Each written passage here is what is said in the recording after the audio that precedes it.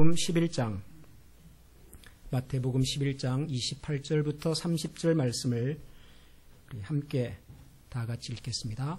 마태복음 11장 28절에서 30절을 세 절 모두 다 같이 한 마음으로 읽겠습니다. 수고하고 무거운 짐진 자들아 다 내게로 오라. 내가 너희를 쉬게 하리라. 나는 마음이 온유하고 겸손하니 나의 멍에를 메고 내게 배우라. 그리하면 너희 마음이 쉼을 얻으리니 이는 내 멍에는 쉽고 내 집은 가벼움이라 하시니라. 아멘. 역시 집에 돌아오니까 좋습니다. 우리 교회 예배가 정말 좋습니다. 제가 그냥 하는 소리가 정말 아닙니다. 제가 한국 방문하는 동안 두 번은 지방에서 한 번은 서울에서 예배를 드렸는데요. 서울에서 예배 드린 곳은 대한민국을 대표하는 교회 중에 한 교회입니다. 그런데 솔직히 말씀을 드리면 우리 교회 찬양대가 훨씬 낫습니다.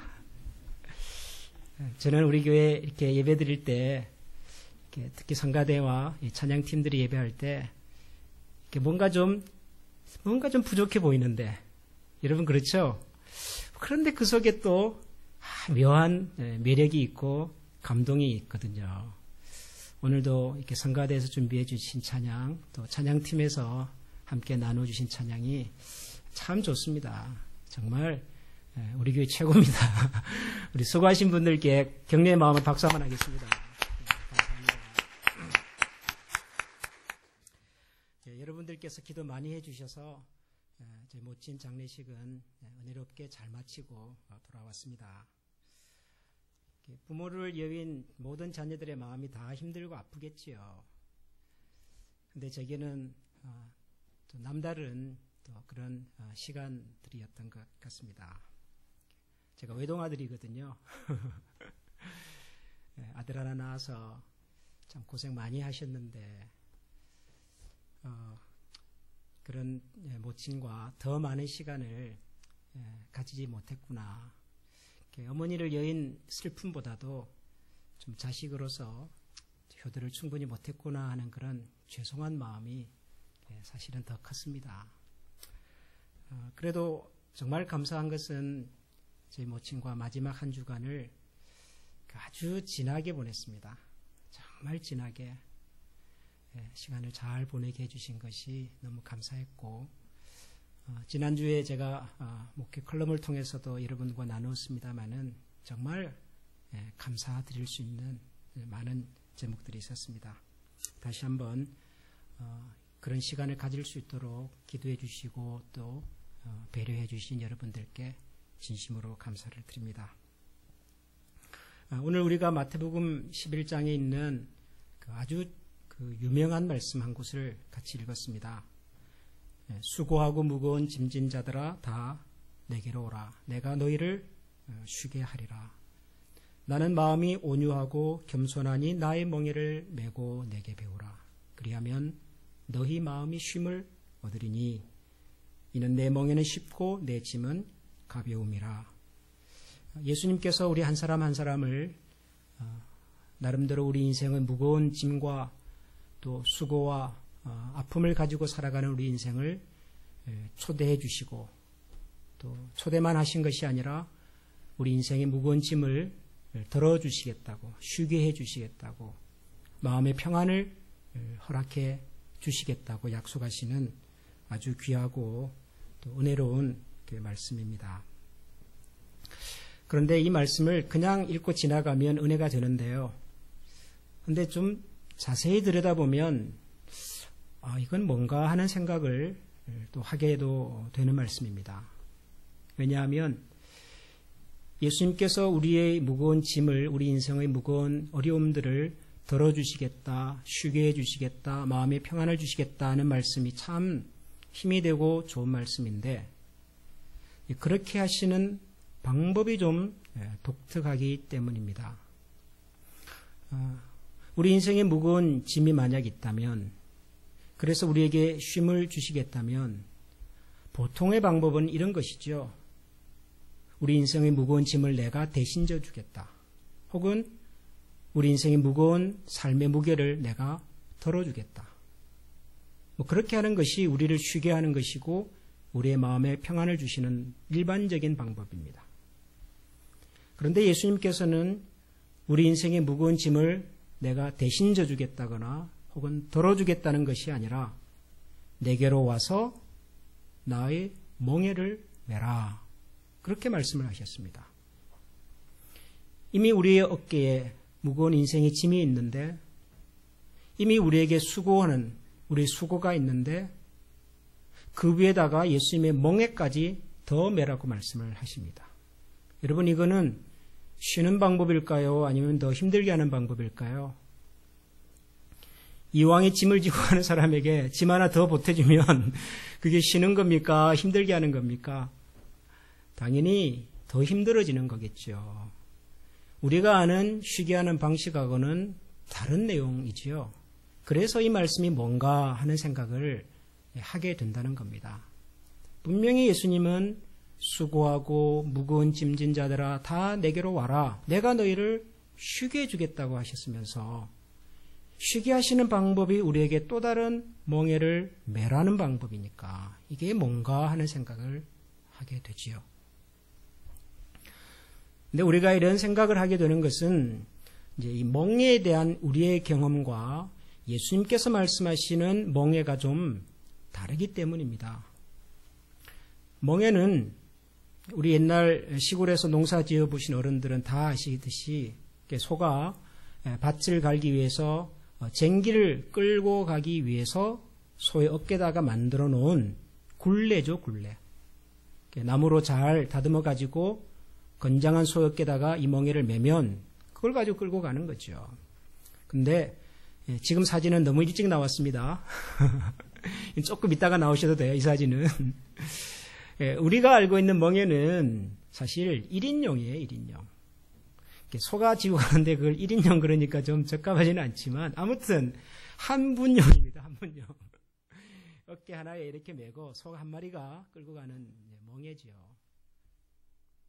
그런데 예수님께서 말씀하신 멍에, 그 이스라엘 사람들이 농사 지으면서 사용했던 멍에는 지금 나오면 됩니다. 아까 그 그림. 이건 2인용이에요, 2인용. 소 두 마리가 하나의 멍에를 끌고 가는 겁니다. 이게 뭐냐 하면 원래 그 멍에를 맬 때는 힘이 좋고 경험이 많은 소 한 마리가 아직까지 경험도 부족하고 힘도 없는 또 다른 소를 옆에다가 붙여놓고 함께 멍에를 매게 했던 거죠. 이게 이제 이스라엘 사회 중동 지역에서의 농경법입니다. 왜 두 마리를 붙였을까요? 모든 소들이 태어나자마자 멍에를 잘 매지는 않습니다. 모든 소들이 태어나자마자 멍에 매는 법을 배우고 태어나지는 않죠. 그래서 이미 경험이 많은 소들이, 힘이 많은 소들이 아직까지 멍에를 질 줄 모르는, 쟁기를 끌 줄 모르는 그런 소들을 곁에 붙여놓고 함께 메고 가는 겁니다. 모양은 둘이서 매는 거지만 사실은 누가 매는 걸까요? 힘이 센 소가, 경험 많은 소가 메고 가는 거고 힘이 없는, 경험 없는 소는 그냥 따라가는 겁니다. 그런 멍에 같으면 여러분 생각에 쥘만 하겠습니까? 지면 힘들겠습니까? 그런 멍에 같으면은 질만 하지요. 내가 지는 게 아니라 사실은 어미소가, 힘 많은 소가 혼자 지고 가는 건데 우리는 신용만 하는 겁니다. 그러면 예수님의 말씀이 이해가 되겠죠? 수고하고 무거운 짐진 자들아, 너희 홀로 지고 가기 어려운 인생의 무게와 짐을 가진 인생들아, 혼자 지지 말고 나에게 와서 나와 함께 지고 가자. 그런 뜻이겠죠. 그것도 예수님께서 거의 다 져주시겠다는 초청입니다. 내게로 와서 나의 멍에를 메고 나에게서 배워라. 그러면 너희 마음에 쉼이 있을 것이다. 충분히 이해가 됩니다. 그런데 이렇게 설명을 하고 이해가 되어도 한 가지 남는 또 다른 의문도 있습니다. 그건 뭐냐면 예수님은 우리의 멍에를, 우리의 짐을 어떻게 져주시겠다는 건가? 우리가 세상을 살면서 나름대로 우리 홀로 감당하기 벅차 보이는 삶의 무게들이 있지 않겠습니까? 가족이 아프다든가, 혹은 우리가 계획하고 준비하는 일들이 뜻대로 잘 안 된다든가, 생각지 않았던 어려움에 부딪혀서 앞으로도 뒤로도 나갈 수 없는 그런 환경을 만나기도 하겠지요. 자, 그런 우리를 향해서 예수님이 말씀하십니다. 내게로 와라. 나의 멍에를 메고 나와 함께 가자. 그러셨어요. 근데 어떻게? 예수님은 우리의 멍에를 어떻게 져주시겠다는 걸까요? 내가 가지고 있는, 내가 고민하고 있는, 내가 힘겨워서 참 주님께서 나와 함께 하시는 것을 알면서도 여전히 내 한켠이 힘들어지는 이 문제를 예수님은 어떻게 져주신다는 걸까요? 여러분들은 예수님이 져주시는 것을 어떻게 경험해 보셨어요? 물론 우리가 기도하면서 혹은 하나님의 말씀을 읽다가 하나님의 말씀이 이런 거구나, 예수님이 우리에게 이런 위로를 주시는구나, 그런 깨달음과 개인적인 평안을 누릴 때가 분명히 있습니다. 그런데 우리가 가지고 있는 인생의 모든 무게를 하나님과 나와의 개인적인 관계 속에서 기도를 통해서 말씀을 통해서만 다 해결하라고 하신다면, 그것이 전부라면, 그럼 교회는 뭐지요? 우리는 왜 교회에 나와야 하지요? 예수님이 실제로 나타나서 내 인생의 어깨에 무거운 짐을 대신 메어주시는 것도 아니고 보이는 것도 아니고, 도대체 우리는 이 예수님의 말씀을, 약속을 언제 어떻게 경험합니까? 어디서 어떻게 경험할 수 있을까요? 이런 질문을 해보면 결국 해답은 교회겠구나 하는 생각을 합니다. 교회겠구나. 왜냐하면 교회는 그리스도의 몸이지 않습니까? 교회는 예수 그리스도를 머리로 한, 그리고 그분과 연결되어 있는 모든 지체들의 연합이고 만남이지 않습니까? 예수님은 교회의 주인이시고 교회는 바로 예수 그리스도의 몸이라면, 예수님께서 우리 인생의 멍에를 함께 져주시겠다는 그 약속 역시도 예수님의 몸인 교회를 통해서 경험되어야 마땅하지 않겠습니까? 교회겠구나. 교회가 우리 인생의 무거운 짐을, 내 삶의 무거운 그 어려운 고민과 아픔들을 함께 덜어내고 혹은 함께 지고 가야 하는 그리스도의 몸이겠구나. 그런 생각에 이르게 됩니다. 교회예요, 교회. 문제는 교회가 과연 그렇게 하고 있는가 하는 거죠. 우리가 경험하는 교회는 정말 예수 그리스도의 몸으로서 서로서로의 멍에를 함께 지고 가는 교회인가? 그리스도의 몸인가? 이것이 오늘 우리가 생각해 보게 되는 우리의 고민이고 또 숙제입니다. 저는 감사하게도 우리가 경험하는 이 작은 교회가 예수님께서 말씀하신 수고하고 무거운 짐을 지고 가는 인생들을 초청하시고 그들의 인생의 무게와 어려움들을 함께 나누어지는 그리스도의 몸인 것을 감사드립니다. 저는 우리 교회가 우리가 경험하는 그런 교회에 비교적 가까이 다가가고 있는 공동체구나 하는 생각을 저는 마음에 갖습니다. 참 교회가 그래서 소중하고 교회가 너무너무 좋지요. 세상의 모든 교회가 다 그런 것 같지는 않습니다. 규모가 크고 많은 사람들이 모이고 유명한 목사님이 계시고 그런 교회라고 해서 다 서로서로의 멍에를 함께 지고 가는 공동체로서의 교회인 것 같지는 않습니다. 그런데 우리가 경험하는 교회 속에는 그런 모습이 있는 것 같아서 저는 참 감사하고 좋습니다. 그 교회가 가족이다 그러지 않습니까? 에베소서에 보면 너희 몸이, 우리의 만남이, 교회가 예수 그리스도의 몸일 뿐만 아니라 가족이다, 그런 표현이 있어요. 교회가 가족이다 그래요. 근데 저는 이 말씀을 참 오랫도록 읽었고 오랫도록 묵상하면서 가끔은 이런 생각도 해봐요. 이런 질문도 해봅니다. 여러분, 교회가 가족이라고 하는 말이 무슨 뜻일까요? 여러분, 교회가 가족이란 말이 여러분에게는 어떻게 전달됩니까? 목사님, 그거 좋은 거잖아요. 가족이란 친밀하고 따뜻하고 세상에서 가장 가까운 사람들인데, 교회도 친밀하고 따뜻하고 세상에서 가장 가까운 사람들이란 뜻 아니겠습니까? 여러분, 그렇게 생각하시지요? 저도 그렇게 생각합니다. 그런데 여러분, 세상의 모든 가족이 다 따뜻합니까? 세상의 모든 가족이 다 친밀하고 가깝고 그렇습니까? 그렇지 않은 가족도 있잖아요. 어떤 가족은 남남같이 살아가는 가족들도 있지 않습니까? 원수보듯 하는 가족도 있지 않습니까? 교회가 가족이라고 그러는데 모든 세상의 가족이 다 따뜻하고 친밀한 것은 아니니, 그러니 모든 교회라고 해서 다 친밀하고 따뜻하지는 않을 수도 있겠다, 이런 생각이 드니까 이 표현이 좀 생각을 좀 해봐야 되겠더라고요. 교회가 가족이다, 이게 무슨 말일까? 근데 여러분, 따뜻하지 않은 가족이라 할지라도 친밀하지 않은 가족이라 할지라도 부정할 수 없는 것이 몇 가지 있더라고요. 가족이란 것 자체가 우리에게 다가오는 주는 부정할 수 없는 중요한 메시지가 몇 가지 있더라고요. 그건 뭐냐면, 가족은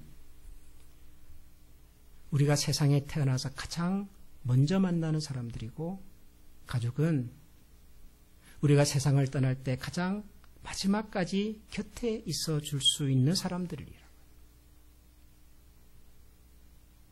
한 아이가 세상에 태어납니다. 아직 눈도 뜨지 않았어요. 세상이 어떤 것인지를 전혀 알지 못하는 그 아이를 가장 먼저 안아주는 사람은 엄마고 아빠예요. 그 아이가 이름을 가지고 그 이름으로 불려지기 전에 그 아이를 설명할 수 있는 최초의 설명도 가족이라고요. 우리는 누구누구의 아들이었고 누구누구의 딸이었지 않습니까?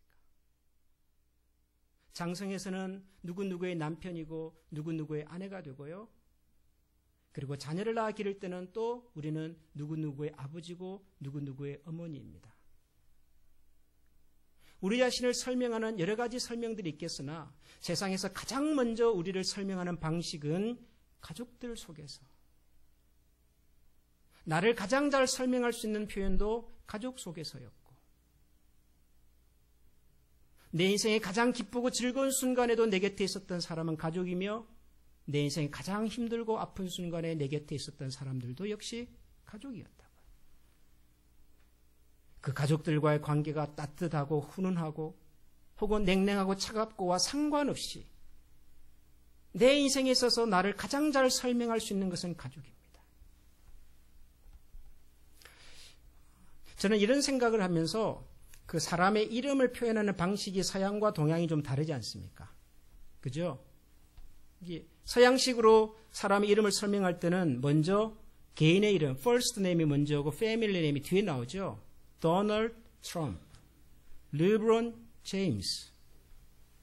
누가 먼저 나오죠? 내가 먼저 나오죠. 도널드가 나오고 그리고 르브론이 먼저 나오죠. 왜요? 중요하니까요. 가족은 뒤에 나와도 돼요. 트럼프, 제임스 뒤에 나와도 돼요. 순서가 그래요. 그죠? 서양식 이름의 표기는. 우리는 어떻게 합니까? 김민석입니다. 저는. 배요한이에요. 우리는 가족을 먼저 설명합니다. 나는 김입니다. 그 김 안에 있는 민석이고, 나는 배이고 배 안에 있는 요한이고, 우리는 그렇게 우리 자신을 소개해요. 가족이 중요하기 때문에. 가족이 소중하니까. 저는 그래서 좋아해요. 스타벅스에서 이름을 부르잖아요. 당신 이름이 뭡니까? 나중에 오더한 커피를 드리려고. 저는 킴이라고 그래요. 킴. 민석을 잘 발음을 못해서 그렇기도 하고, 제가 영어 이름이 없어요. 영어 이름이. 굳이 영어 이름을 만들려니까 어색하기도 하고, 그래서 저는 킴이라고 불러요. 근데 킴은 저밖에 없더라고요. 가족입니다. 가족. 나를 설명하는, 나를 표현하는. 저희 모친 그 빈소를 마련해 놓고 이렇게 빈소를 지키는데 그 옆에 또 다른 빈소가 차려졌습니다. 유명한 분이 세상을 떠났는가 봐요. 어떻게 알죠? 조화가 뭐 끝도 없이 들어오는 거예요. 끝도 없이. 저희 빈소에는 그렇게 많은 조화가 없었는데 그 빈소에는 뭐 빈소를 다 채우고 복도까지 다 해서 출입구까지 수많은 조화들이 들어서 있습니다. 아, 유명한 분이 세상을 떠났나 보다. 근데 수많은 사람들이 조문을 해주고 수많은 사람들이 그 빈소를 지켜줬어도 그분의 마지막을 함께 지켜줄 수 있는 사람은 결국은 가족들 뿐이더라고요. 제가 저 어머니의 마지막을 함께 지키면서 가장 고마웠던 것들도 제가 참 사랑하고 제가 소중히 여기는 저의 가족들이, 저희 친지들이 끝까지 곁에 계셔 주신 것. 많은 분들이 조문해 주시고 연락을 주시고 방문도 해 주셨지만 냉정하게 말해서 그분들의 방문과 그분들의 말씀이 그렇게 큰 위로가 되지는 않았습니다. 심지어는 목사님께서 오셔서 예배를 인도해 주시는데 죄송한 표현이지만 목사님의 말씀이 위로가 안 되더라고요. 그래서 제가 깨달았습니다. 나도 앞으로 이렇게 장례식 설교할 때 함부로 말하지 말아야 되겠구나. 성경의 말씀을 해주시고 소망의 말씀을 해주시는데도 불구하고 별로 위로가 되지는 않았습니다. 누가 저의 슬픔을, 누가 저의 상실감을 대신해 줄 수 있을까? 그런 생각이 드니까. 그런데 제가 참 어머니처럼 사랑하고 어머니처럼 좋아하는 두 분의 이모님들이 끝까지 제 곁에서 때로는 저보다 더 많이 울어주실 때 제가 위로가 되더라고요. 힘이 되더라고요. 혈육을 나눈 가족도 이렇다면 그리스도 안에서 하나님으로 말미암아 한 가족으로 부름받은 우리가 저래야 되겠구나. 그런 생각이 들었습니다. 교회가 가족인 것은 따뜻하고 친밀해서만은 아닙니다. 그래도 세상에서 나를 가장 잘 설명할 수 있는 곳이 교회여야 하고 내 인생의 여정에서 가장 외롭고 힘든 순간에 내 곁을 지켜줄 수 있는 사람도 교회여야 되기 때문에 여러분, 그래서 우리가 교회로 모이는 것 아니겠습니까? 그래서 우리가 교회로 만나는 것 아니겠습니까? 그래서 우리가 한 주간 동안 열심히 일하다가 우리의 몸과 마음이 때로는 지치기도 하겠지만 그래도 이렇게 모여서 함께 예배하고 마음을 나눈 것 아니겠습니까? 우리 안에는 마치 어미소처럼 힘도 세고 경험도 많고 노련한 분들이 계시고 또 우리 안에는 마치 새끼 소강이처럼 힘도 부족하고 경험도 없고 지금 내 앞에 닥친 이 문제를 어떻게 풀어가야 할지 아무런 대안이 없어 보이는 그런 사람들도 있겠지요. 그런 분들이 함께 멍에를 치고 함께 길을 찾아가고 함께 서로의 마음을 나누어 줄 때 저는 그것이 바로 예수님께서 내게로 와서 나의 멍에를 함께 메고 가자는 약속의 현장이라고 저는 믿습니다. 저는 우리 한미교회가 그런 교회로 다듬어져 가고 또 만들어져 가는 것을 감사드리고 저는 우리 한미교회가 이 세상에서 그런 교회로 자리를 잡아갈 수 있기를 다시 한번 하나님 앞에서 기도합니다. 그리고 지금까지 그런 교회로 만들어주신 하나님께 감사드리고 앞으로도 우리 가운데 어떤 인생의 무게에 어떤 삶의 힘겨운 짐을 지고 갈지라도 그 명예를 함께 나누어져 갈 수 있는 그런 교회와 그런 그리스도의 몸으로 함께 세워져 갈 수 있기를 주님의 이름으로 축원합니다. 이 시간 다 같이 한번 기도하겠습니다. 존귀하신 하나님 감사합니다. 우리 한 사람 한 사람은 참으로 연약하고 부족하지만 그런 저희들을 부르셔서 마치 어미소와 함께 멍에를 지고 가는 아기 소들처럼 저희들을 이끄시고 지도해 주시는 하나님을 찬양합니다. 힘들고 때로는 외롭고 슬프기도 하지만 그런 저희들을 홀로 내버려 두지 아니하시고 참으로 소중한 우리 신앙의 선배들을, 부모와도 같은 우리 인생의 어른들을 저희들 곁에 허락해 주시고 때로는 우리 홀로 감당할 수 없는 문제들을 하나님께서 잘 아시고 힘이 있고 지혜가 있는 사람들을 저희 곁에 보내주셔서 함께 우리 앞에 주어진 인생의 걸음들을 걸어가게 하시는 하나님을 찬양합니다. 주님, 그리하여 우리가 함께 지고 가는 이 멍에 가운데 서로가 쉼을 얻게 하여 주시고 마음의 평안과 기쁨을 발견하게 하여 주시옵소서. 힘겹게 지고 가는 어미 소에게도 기쁨과 평강이 있고 그 곁을 쫓아가는 아기 소에게도 기쁨과 평강이 있어서 하나님, 그들의 동행이 하나님 보시기에 참으로 아름다운 동행인 것처럼 하나님, 저희들의 모습과 저희들의 만남과 저희들이 함께 드리는 이 예배가 예수 그리스도의 초청 앞에서 함께 쉼과 평강을 경험해가는 아름다운 믿음의 가족이 되게 하여 주시옵소서. 감사드리며 우리 주 예수 그리스도 이름으로 기도합니다. 아멘. 우리 다 같이 일어나서 우리 찬양을 함께 드리도록 하겠습니다. 사랑의 나눔이 있는 곳에 하나님께서 계시도다. 또 믿음의 나눔이 있는 곳에 하나님이 계시도다. 섬김의 나눔이 있는 곳에 하나님이 계시도다. 우리 찬양하겠습니다.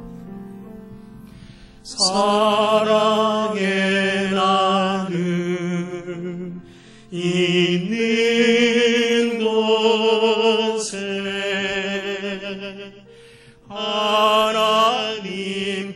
하나님께서 계시도다. 믿음의 나눔이 있는 곳에 믿음의 나눔 있는 곳에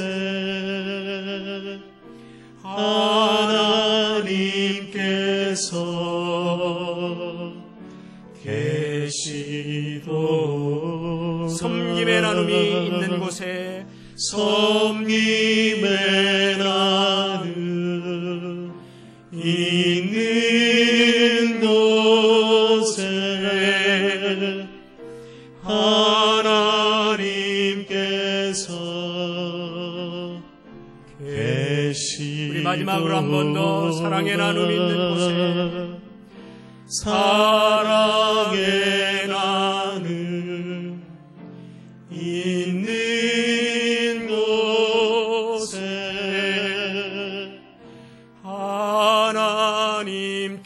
하나님께서 계시도다.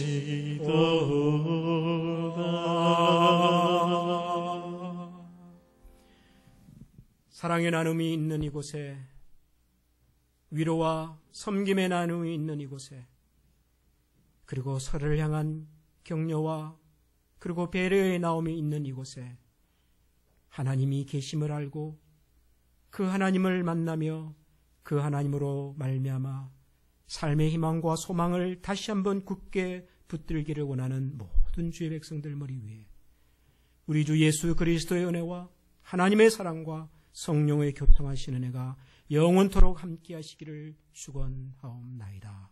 아멘.